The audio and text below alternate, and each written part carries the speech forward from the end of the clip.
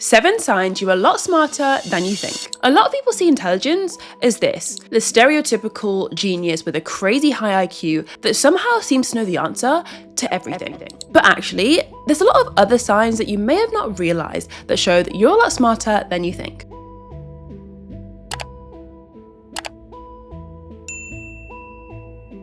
Hey, if you're new, I'm Christina and I make videos for people who are feeling lonely. If you're a people pleaser, overachiever, over anything else, then you are in the right place. I have a feeling that you're a lot smarter than you make out than you are.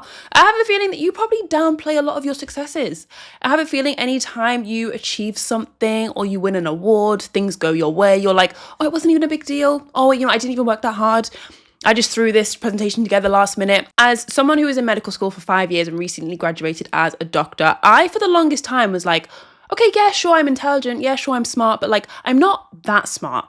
Or I would work hard for things, achieve things, win certain things, but I would be like, oh, but it's not a big deal though. Anyone could go to medical school. Anyone could become a doctor. It's not a big deal. Sometimes when you are a really hardworking, high achieving person, you get a bit blinded by, okay, yeah, sure, I've achieved a lot in the past, but I have so much more ahead of me. And you kind of downplay what you've achieved so far. And in the process of doing that, you kind of convince yourself that you're not as accomplished as you are, you're not as impressive as you are, and you're not as smart as you are, which is kind of what I wanted to touch on in this video. We're going to be touching on all things emotional intelligence, imposter syndrome, and so much more. First up, I have a feeling you probably don't like asking for help. When I first started my job as a doctor, you kind of have to get used to a whole new system of computers and software, logins. When I first started work, I can't even count the amount of times I'd be sat looking at the computer for like 20 minutes, trying to find a certain button, trying to find where I go to write the patient notes. I'd be too scared to ask for help because I don't want to look stupid. Like, it's my first week, it's my first day. Like, I don't want to look like an idiot that doesn't know what they're doing. So I'm just going to like figure it out on my own. I'll figure it out. And 20 minutes has gone by, 25 minutes of me just like flustering around. I asked someone else for help and it literally takes them 5 seconds to figure out the thing that I spent so long stressing over. Give this video a thumbs up if that's ever been you. You've been too scared to ask for help for something that you didn't know how to do. It took you forever to figure it out or try to figure it out, and then eventually someone else comes along and it takes them barely any time at all. I then later came to find out this is a huge sign of imposter syndrome. In case you've never heard of it already, imposter syndrome is a feeling of inadequacy despite evidence of success. For the longest time, I did not believe I had imposter syndrome. Imposter syndrome can be attributing your success to luck. Like, oh, I just got lucky. That's why my presentation won the award. I'm just lucky that I studied for the test and all the questions that I practiced for came up on the exam. Imposter syndrome can also look like attributing all your effort to it's not that hard or I had a lot of help. Imposter syndrome can look like avoiding asking for help because you think, oh, it's only a small problem, I'll figure it out on my own. Imposter syndrome can also look like spending a lot of time rehearsing or planning or getting ready. The more I read about imposter syndrome and I read about kind of where it all came from, it kind of was coined in 1978 by these 2 researchers. The more I was like, oof, maybe I do have this. I don't like asking for help. I will spend 30 minutes trying to figure out something that I should probably ask someone for help. Yeah, I do over prepare. I do plan things to the nth degree. I don't want any surprises. I do plan out every little detail. Maybe I do have imposter syndrome. Maybe if you feel like you also have some of those traits, like over planning, not asking for help, attributing your hard work to just luck, that is a sign not just that you have imposter syndrome, but that you're a lot smarter than you think, because imposter syndrome is classically found in high achievers or overachievers. Chances are you're also an overthinker. Sometimes the blessing and the curse of being intelligent means that you know so much. When it comes to problems and problem solving, you have so much information to kind of like filter through in your head. You can think of pros, you can think of cons, you could think of, okay, if I do this, then these are all the potential scenarios. And if I do that, these are the potential scenarios. You just can't stop thinking. Any problem, your mind just goes to fix it and to solve it. I think in my experience, this was like my biggest asset, but then also my biggest downfall. Sure, overthinking probably helped me with maybe studies and exams and coming up with problem solving and being able to answer questions in exams. But then it can also be your biggest downfall because it means you overthink the smallest details. You overthink a text message if the tone is slightly off, or you overthink a look that you get from someone that you know quite well and it seems like, oh, do they even like me anymore? What was that look about? I struggled with overthinking so much. I've made a whole entire video on overthinking. And one of the biggest things that I was discussing in that video is that overthinking it's not about solving a problem, it's about trying to gain control. I think for a lot of us, overthinking is our attempt to try to protect ourselves from any surprises. We don't want to have the rug pulled from under our feet and end up in a scenario that you didn't plan for. You don't know what you're going to do. You don't know how you're going to act. So we tend to overthink. Let me be prepared. Let me plan. Let me get ready. And it wasn't until I really sat down and thought about it, but you only ever overthink negative scenarios. You never overthink, oh my God, what are all the amazing things that could go well? What are all the amazing things that could go in my favor? Overthinking is fueled by fear. It's fueled by catastrophizing. It's fueled by black and white thinking. Everything's going to go well or everything's going to go bad. You either did the right thing or you did the wrong thing. It never gives you grace in the sense that you're never in the gray area. I'm also going to take a wild guess and assume you're the sort of person that doesn't like to argue with people. Maybe this is a sign of emotional intelligence. Maybe this is a sign that you value peace over proving a point. But chances are, I feel like when you are a smart person, you don't like to argue with people. Say you know tomorrow Tesco opens at 9 a.m. and someone's trying to convince you, no, it doesn't, it opens at 8 a.m. And you're like, I'm 100% confident it opens at 9, but go off. Like, you're the sort of person that you won't even try to argue, you'll just back away. Versus some other people, they don't back away from disagreements or even conflict. They're very much trying to prove their point, and their goal is almost to change your opinion. I feel like when you're the sort of person that can let go of disagreement, you can completely disconnect from trying to prove your point or trying to change their mind, which is a completely different way of thinking to some other people who kind of like attract drama. You know those people where things always seem to be going wrong for them, or there's always some sort of argument with their boyfriend or their friend or their mum or their dad. Like, there's always some sort of beef for any reason or another. But I was reading about this, and the reason why some people attract drama or constantly have arguments is because arguments and conflict is their only form of connection. Maybe they grew up in a household or in a dynamic where there was always friction, there was always arguments, maybe mum and dad arguing or mum and stepdad arguing, whatever it is. Their baseline and their homeostasis always sort of gravitates towards conflict. And sometimes if things are too peaceful for someone, like, you know, that friend that always seems to like create drama or like they create problems, it's possible they actually need arguments to maintain connection. They can't connect with you if things are too peaceful. They can't connect with you if things are going well. They actually need conflict and friction and back and forth and like loud voices or raised voices to feel like, okay, this is normal now. And being someone that navigates conflict in a healthy way rather than a destructive way, you probably have some level of emotional intelligence. I found it really interesting to find out there's different types of intelligence, not just emotional and intellectual, but there's also musical, there's logical, mathematical, existential, interpersonal. But I guess that explains why maybe someone that's really good at maths maybe doesn't have the best emotional intelligence or doesn't have the best communication skills. Or someone that's really good at like spatial awareness, like driving, remembering all the directions. They can tell you go left, then east, then right. Like, maybe they're really good at that, but then they actually don't have the best emotional intelligence. Like, we all have different types of intelligence. But when it comes to emotional intelligence, you know you have a lot of emotional intelligence when you're that person in a group situation and you can always sense the vibe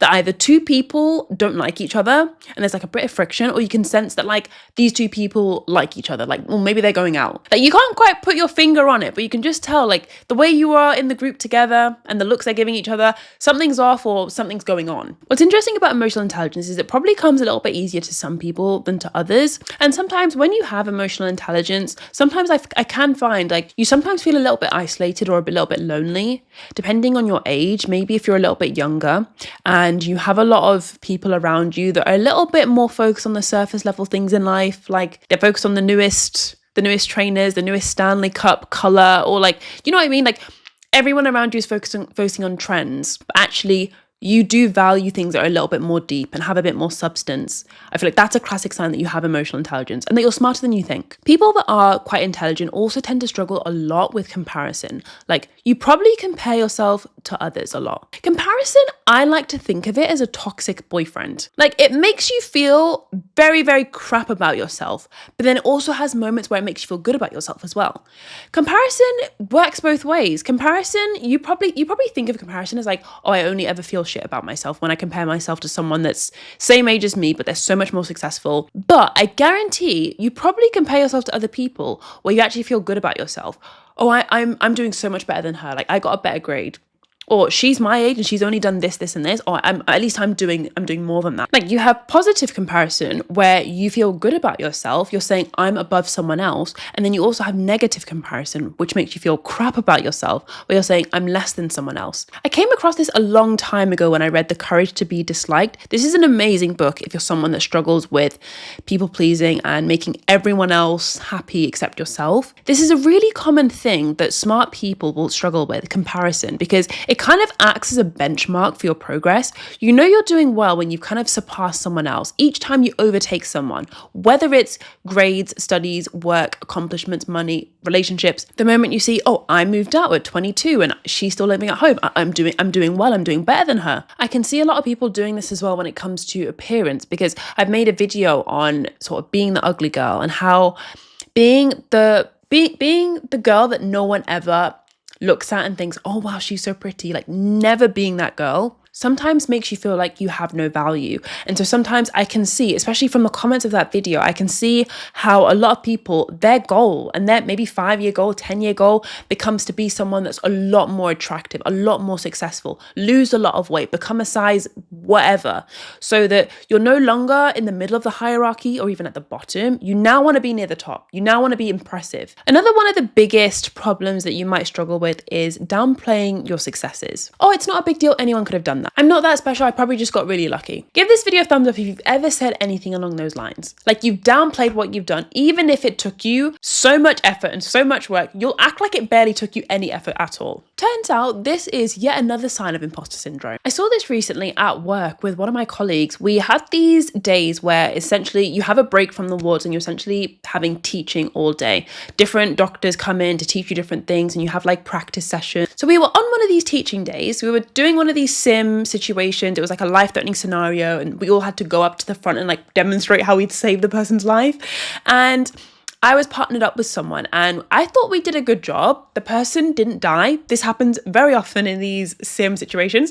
We kept them alive, which honestly is a win. And I thought we worked well. When we were in the feedback session for like what went well, what went wrong, the person I was with was like focusing on all the negatives, like, oh, we didn't do this and we didn't do that. And we took a long time to figure out that actually we should have done this sooner. And if we did that sooner, maybe we would have done even better. I remember being like, oh, that is not at all how I saw that situation. Like, perspective really is everything. And I thought we did a good job. But essentially what it made me realize was success or failure is not an objective thing, it's more of a subjective thing. Like, you perceiving yourself as behind or perceiving yourself as not there yet, you perceiving yourself as a failure or you perceiving yourself as successful and doing an amazing job, it's very much within your own hands. I know this person is so smart.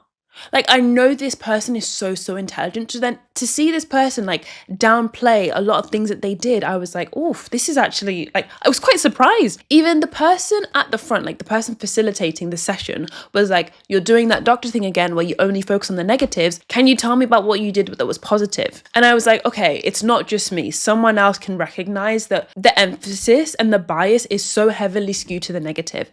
And sometimes maybe that's what we do to ourselves. We feel not good enough and we feel inadequate and we feel behind, not because we actually are, but because that's how we see ourselves. Sure, maybe you'll feel successful when you do graduate, or maybe you'll feel successful when you are head of the law firm. Maybe you'll feel successful when you move out, but it's very much a subjective thing. Like, you've only put that criteria on yourself. No one else has put that criteria on you. You have permission to feel successful right now, if you wanted to. You have permission to feel like you're in the right place at the right time. You're exactly where you're meant to be right now. You have permission to feel that. Sometimes we put so much restriction on ourselves. And again, I feel like this is such a high achieving, smart, intelligent person thing to do, because you know so much. You know just how far you have to go. Number 7, I've tried to save the deepest one till last. The very classic sign that you are a smart person, an intelligent person, a person that has their life together, is that maybe you have a fear of judgment or a fear of rejection. Have you ever thought, oh, I kind of want to go up to that group and say hi, but what if they look at me and think that I'm being weird? Or I have an idea of what I want to say, but what if I put my hand up and it just looks stupid? Or you're talking to a group of people and you start to panic and think, if they ask me about my love life, if they ask me about my social life, what am I even going to say? I don't have anything impressive to say. When I was doing my research on imposter syndrome, I came to realize that people that do have imposter syndrome, which is when high achievers feel like they have a feeling of inadequacy despite previous success,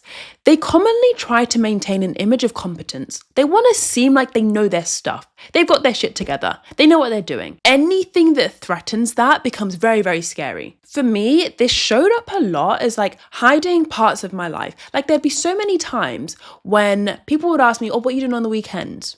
Or what do you do in the evenings? And I'd say, oh, I just chill.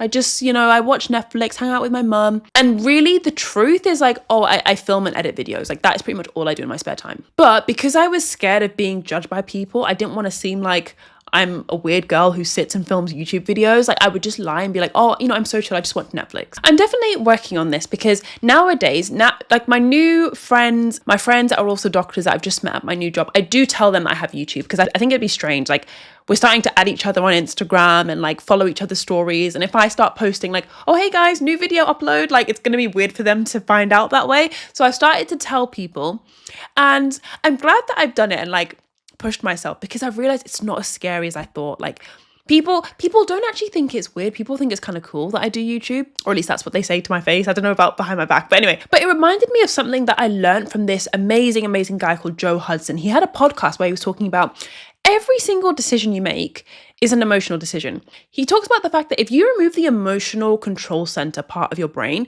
you essentially remove the decision-making center of your brain. If someone had this part of their brain removed, the emotion control center, they can no longer feel love or hate or passion or anger. They can now no longer decide what to have for breakfast. They can now no longer decide what to wear. It would take them forever to decide what to wear. Every decision is an emotional decision. But when it comes to like, I found this so interesting. And the more I started to think about it, the more I was like, that is so true. Like if I'm choosing to talk to someone and I don't want to tell them that I make YouTube videos, it's because I'm like, the emotion I'm avoiding is like fear or like embarrassment. But the way I broke the cycle was the emotion came up. I just decided I can handle this. I don't have to run away from this feeling. Like this feeling can come up. It's scary. It's emotional. It's a lot. It's scary to be honest about what I do in my spare time.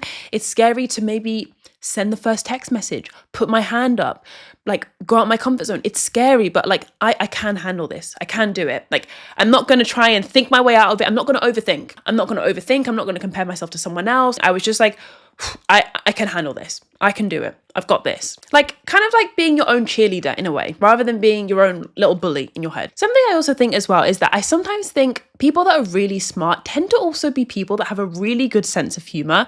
Like people that are just really witty and can like link different things together that you'd never even think. Like they just are so quick and like witty on their feet. I was talking about this in my 7 signs you're more charismatic than you think video. So if you enjoyed this video, definitely be sure to give that one a watch and let me know what you thought of this video in the comments. I'd love to know. I'll see you in the next